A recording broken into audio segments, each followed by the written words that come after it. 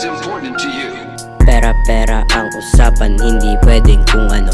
Lagi lang nagbababad dun sa stuwat kung ano. Basta pera ang usapan, lagi akong present. Kita mo si Mr. Dance kumikita kahit papano. Pera aking language, pera aking pakay. Kung hindi yan pera, ano ba ang bagay? Gusto ko ang pera at hindi babae mo. Pwede kong makita kung ano ang pakay mo. Kita mo yung ruta, paangat na ako. Wag mo nang hilain, kasi di yun bagay. Yung tunay na G, maganda ang pakay. Di kayo mawawalan, lahat dito meron. Nagsimula sa baba, paangat ng paangat. Kita mo ang money bag, mas mataba pa sa aklat. Kung hindi yan pera, edi sobrang alat.